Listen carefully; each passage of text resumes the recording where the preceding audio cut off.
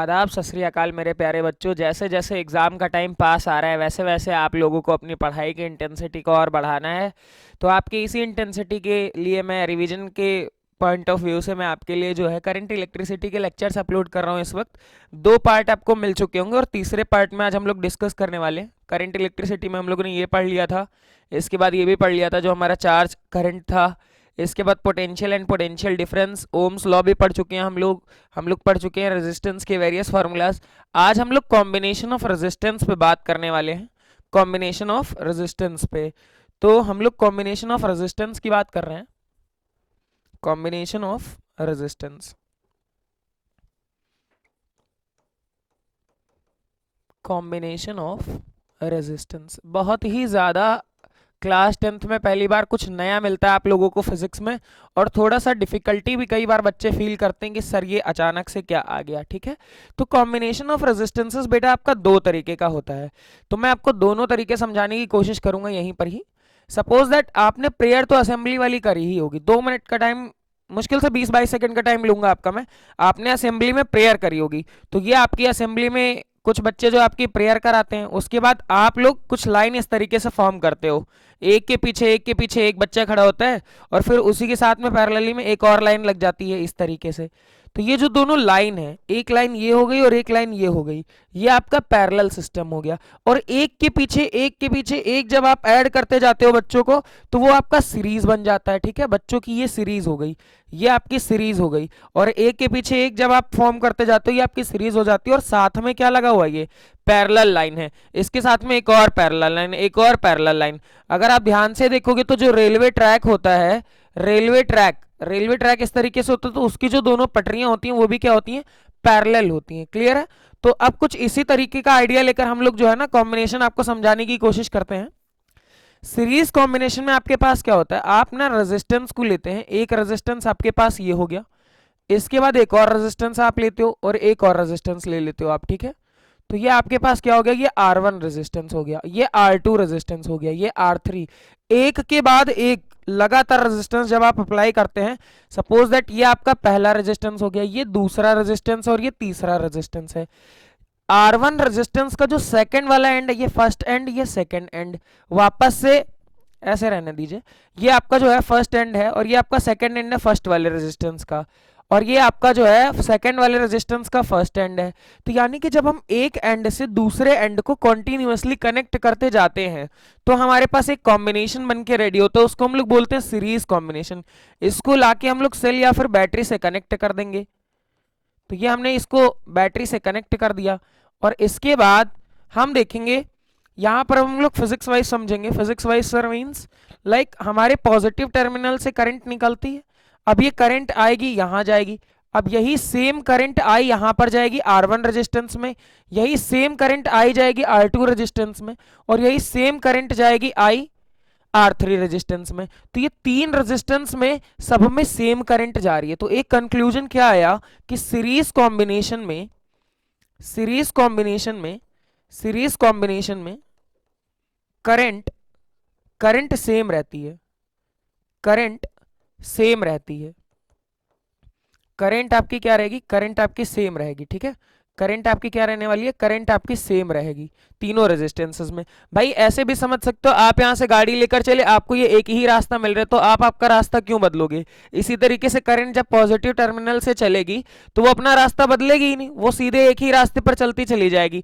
इसलिए series combination में, या कैसे पहचानेंगे कौन सा कॉम्बिनेशन सीरीज में है, आपको क्या करना है, आपको करंट सबसे पहले भेजकर देखना है और उसके बाद आपको पता करना है। फॉर एग्जाम्पल जैसे मैं एक यहां पर आपके लिए पैटर्न बना रहा हूं, ये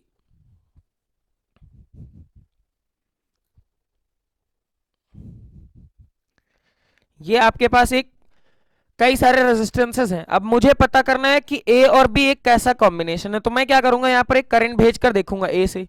मैं ए से इनिशियली एक करंट भेजूंगा, तो मैंने देखा करंट ए से चली, उसके बाद यहां से टर्न होके इधर आई, फिर टर्न होके इधर गई, फिर टर्न होके इधर आई। क्या करंट को अपना रास्ता बदलना पड़ा, करंट जिस रास्ते पर चल रही थी उसी रास्ते पर अभी भी है। यानी कि ये कैसा कॉम्बिनेशन है, ये आपका एक सीरीज कॉम्बिनेशन है। क्लियर है, ये आपका एक सीरीज कॉम्बिनेशन है। तो सीरीज कॉम्बिनेशन के लिए आप सब याद रखिएगा, कभी भी आपको करंट को बदलना नहीं पड़ेगा, करंट को बदलना नहीं पड़ेगा। ये सीरीज कॉम्बिनेशन हो गया। तो सीरीज कॉम्बिनेशन ऑफ रेजिस्टेंसेस में आपने क्या सीखा कि करंट क्या रहने वाली है, सेम। इसमें एक चीज डिफरेंट होती है बच्चा लोग, डिफरेंट क्या होता है, डिफरेंट होता है आपका पोटेंशियल। यहां से यहां तक का पोटेंशियल सपोज दैट आपका V1 है, पोटेंशियल डिस्ट्रीब्यूट हो जाता है। क्यों डिस्ट्रीब्यूट होता है ये सब आगे की बड़ी कहानी, ये सब आपके पास जब कायदे से आप टाइम लेंगे तो आप रिवीजन क्लास में केवल आप ये समझिए कि यहाँ पर पोटेंशियल क्या होता है, डिफरेंट होता है सबके अक्रॉस। तो हम लोग क्या करते हैं सीरीज कॉम्बिनेशन के लिए, ये हमारा सीरीज कॉम्बिनेशन है, सीरीज कॉम्बिनेशन के लिए हम क्या करते हैं, सीरीज कॉम्बिनेशन के लिए हम लोग ऐड करते हैं पोटेंशियल। सीरीज कॉम्बिनेशन के लिए हम लोग क्या करते हैं, हम लोग पोटेंशियल को ऐड करते हैं, क्लियर है। सीरीज कॉम्बिनेशन के लिए हम लोग पोटेंशियल को ऐड करेंगे, क्लियर। तो पोटेंशियल हमारे पास कितना है, पोटेंशियल हमारे पास कितना है यहाँ पर, टोटल पोटेंशियल, टोटल पोटेंशियल निकालेंगे हम लोग, टोटल पोटेंशियल। माना हमारी बैटरी का जो पोटेंशियल है वो V है, बैटरी का पोटेंशियल कितना है, V है। तो यहाँ पर V की वैल्यू कितनी आएगी, V ही तो डिस्ट्रीब्यूट हुआ है।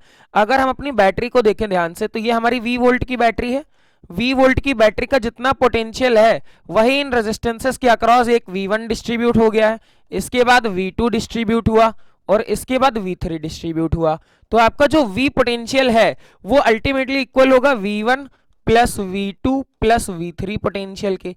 इसके बाद आपने ओम्स लॉ पढ़ा है, सिंस ओम्स लॉ क्या कहता है, V equal to I R, V equal to क्या कहता है, I R, using Ohm's law. ये ओम्स लॉ की मदद से हम लोग यहाँ पर काम कर रहे हैं। इसके बाद अगर हम फर्स्ट रेजिस्टेंस की बात करें, केवल और केवल इस वाले रेजिस्टेंस की, तो इसके लिए क्या लिखेंगे हम लोग, for first resistance, for first resistance short में लिख रहा हूं मैं थोड़ा, तो वो आएगा आपका V1 equal to I R1।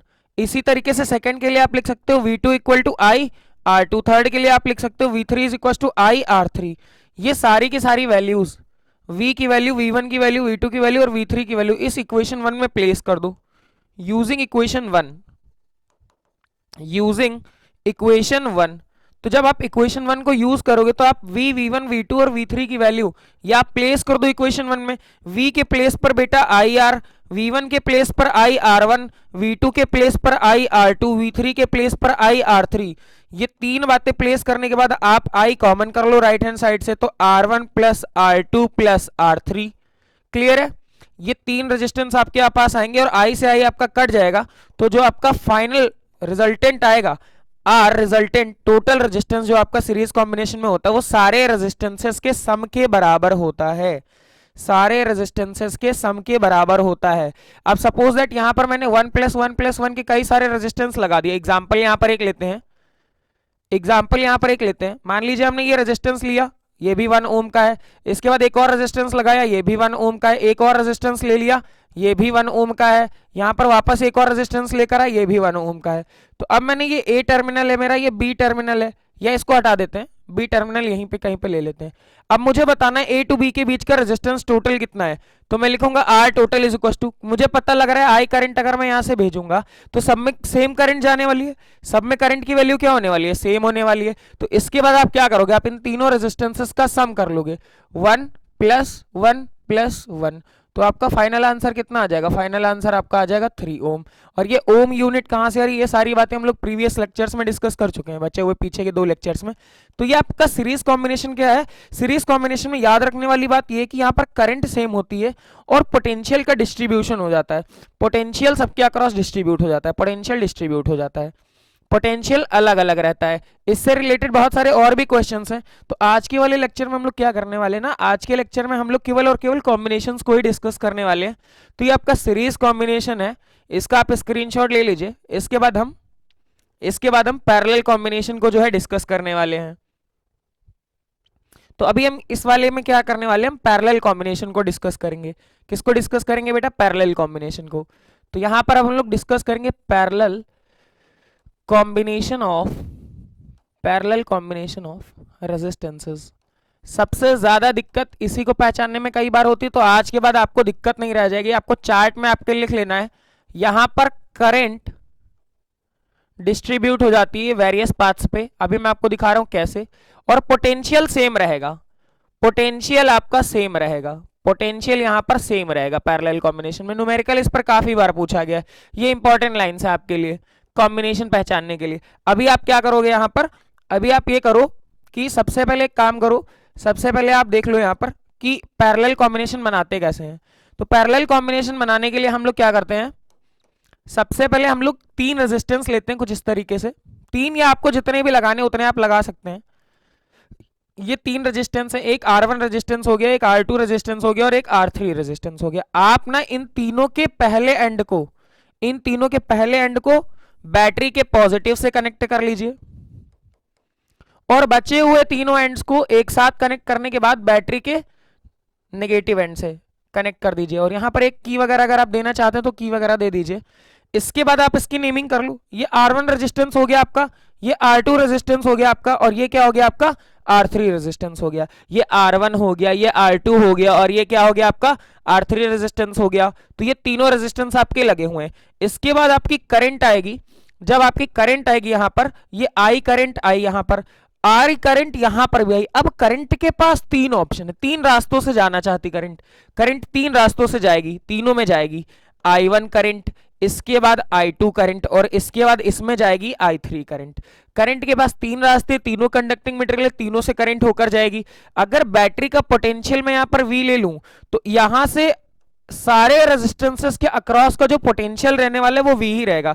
R3 में भी V पोटेंशियल रहेगा, R2 में भी V पोटेंशियल रहेगा और R1 में भी क्या रहेगा, V पोटेंशियल रहेगा। क्यों सर? क्योंकि एक एंड आपका A है और एक एंड आपका B है और A और B के बीच का जो एंड्स के अक्रॉस का पोटेंशियल डिफरेंस है वो आप अगर R1 वाली में देखोगे तो भी सेम रहने वाला है, R2 वाली में देखोगे तो भी सेम रहेगा और R3 वाली में देखोगे तो भी सेम रहेगा। तो आपके पास यहां पर एक चीज है, आपने देखा I करंट I और आई करंट कितने में डिस्ट्रीब्यूट हो गई, I1 I2 और I3 में। तो इस बार आप एक काम करो, इस बार आप निकालो total current, total current, total current निकाल लो आप। तो I की वैल्यू आएगी I1 plus I2 plus I3, total current. भाई I करंट आई थी 3 पार्टों में ब्रेक हो गई, I1 plus I2 plus I3 में। इसको हमने इक्वेशन बना दिया, वापस से हम यूज करेंगे using Ohm's law, using Ohm's law. अब अगर ओम्स लॉ का आप यूज करो तो ओम्स लॉ क्या कहते हैं, ओम्स लॉ कहता है V is equal to I R. यहां से I की वैल्यू कितनी आएगी, V बाई आर। I की वैल्यू कितनी आएगी आपकी, V by R. For first resistance, जैसा पिछली बार काम करा था एग्जैक्टली वैसा ही काम करना है। For first resistance, for first resistance, FFR नहीं, फॉर फर्स्ट रेजिस्टेंस, ठीक है। तो फर्स्ट रेजिस्टेंस में कौन सी करंट जा रही है, I1, उसके अक्रॉस का पोटेंशियल V है, रेजिस्टेंस की वैल्यू R1 है, तो I1 की वैल्यू आ गई V बाई R1। इसी तरीके से I2 की वैल्यू निकाल सकते हो आप V बाई R2, क्योंकि वो सेकंड रेजिस्टेंस में जा रही है।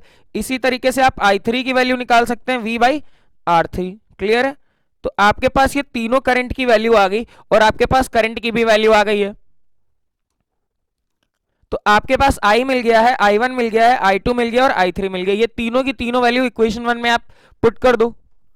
फ्रॉम इक्वेशन 1, फ्रॉम इक्वेशन 1 आप ये सारी की सारी वैल्यूज इसमें प्लेस कर दोगे तो इसके बाद आपको क्या मिलेगा, इसके बाद आपको मिलेगा यहां से I की जगह पर V बाई आर, I1 की जगह पर V by R1 plus I2 की जगह पर V by R2 plus V by R3। V देखिए राइट हैंड साइड में कॉमन आ रहा है, V को आप कॉमन कर लीजिए तो ब्रैकेट में बचेगा 1 upon R1 plus 1 upon R2 plus 1 upon R3। तो ये V से V कट जाएगा तो 1 अपॉन R की वैल्यू आएगी 1 upon R1 plus 1 upon R2 plus 1 upon R3। तो ये आपका पैरेलल कॉम्बिनेशन में फॉर्मूला आ गया। पैरेलल कॉम्बिनेशन के लिए केवल और केवल आपको 2 बातें याद रखनी है जो कि बहुत इंपॉर्टेंट है। वो बातें आपके पास क्या है, एक तो आपका करंट डिस्ट्रीब्यूट हो जाता है, पैरेलल अगर रेजिस्टेंसेस हैं तो पैरेलल में करंट सब में डिफरेंट जाएगी, करंट सब में डिफरेंट जाएगी। और दूसरी बात ये याद रखनी है आपको, पोटेंशियल जो है, पोटेंशियल आपका सेम रहेगा। पोटेंशियल कैसा रहेगा, सेम रहेगा। क्लियर है?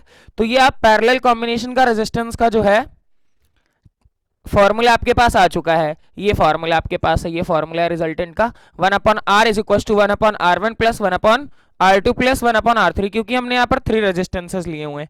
इसके बाद मैं आपसे डिस्कस करने वाला हूँ बहुत सी ब्यूटीफुल प्रॉब्लम्स जो कि रेजिस्टेंस से रिलेटेड हैं, तो बने रहिए चैनल में। आगे देखते हैं हम लोग।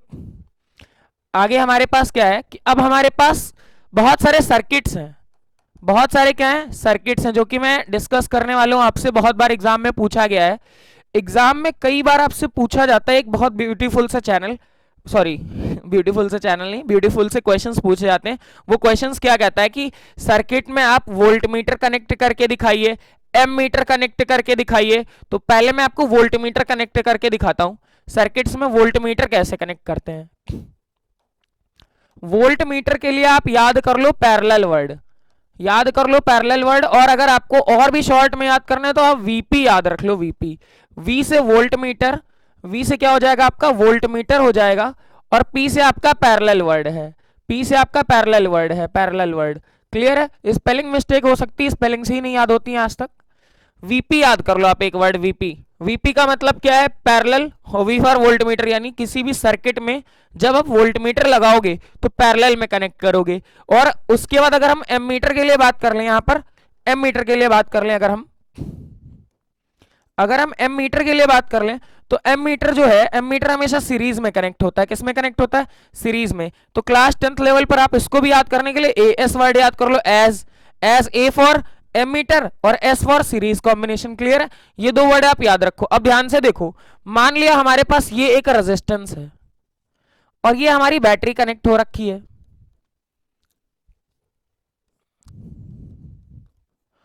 ये हमारी बैटरी कनेक्ट हो रखी है।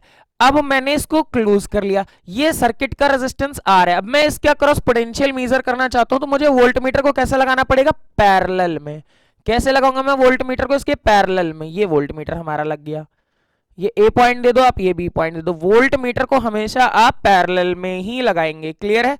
एक और सर्किट देखिए, सीबीएसई आपसे डायरेक्ट सर्किट बनाने के लिए कई बार पूछ चुका है।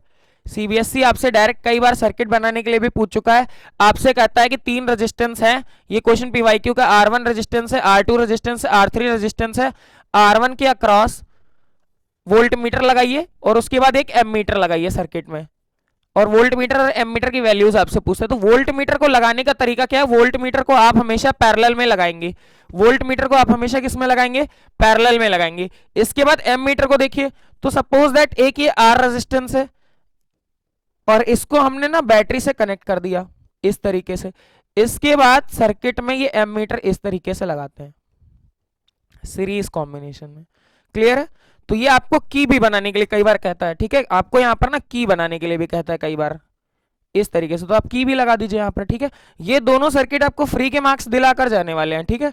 तो इस वाले लेक्चर में हम लोगों ने कैसे सीरीज काम करेगा, कैसे पैरेलल काम करेगा, कैसे वोल्ट मीटर को लगाना है, कैसे एम मीटर को लगाना है, इन चीजों पर हमने जो है थोड़ी सी चर्चा करी है। अगले वाले वीडियो में आपको मोस्ट अवेटेड सर्किट्स की बहुत सारे क्वेश्चन सॉल्व करने के लिए मिलेंगे जो कि आपके प्रीवियस ईयर में रहेंगे। अगले वाले वीडियो में हम लोग लगभग 20 मिनट में पूरे के पूरे जितने भी सीबीएसई ने पिछले 10 साल में सर्किट्स पूछ रखे हैं वो सारे सर्किट हम आपको डिस्कस करके दिखाएंगे और सिखाएंगे। तब तक के लिए आपको केवल इतना याद करना है कि जो कुछ भी आपका एम मीटर है वो आपका सीरीज में कनेक्ट होता है। इसके लिए आपको एक वर्ड याद रखना है एएस, और वोल्ट मीटर के लिए आपको एक वर्ड याद रखना है वीपी। क्लियर है। वीपी का मतलब क्या है, वोल्ट मीटर जो है, V for voltmeter, P for parallel, और एएस वर्ड का मतलब क्या है एम मीटर, और एस का मतलब क्या है सीरीज। तो इसी के साथ मैं इस वाले वीडियो में आपसे जो है विदा लेता हूं। अगले वीडियो में हम लोग बहुत सारे सर्किट के क्वेश्चंस के साथ मिलेंगे जिसमें रेजिस्टेंस का एक भी क्वेश्चन उसके बाद आपको कॉन्सेप्चुअली दिक्कत नहीं आएगी। आप बड़े आराम से चुटकियों में रेजिस्टेंस के क्वेश्चन सॉल्व करेंगे। तब तक के लिए थैंक यू बच्चों।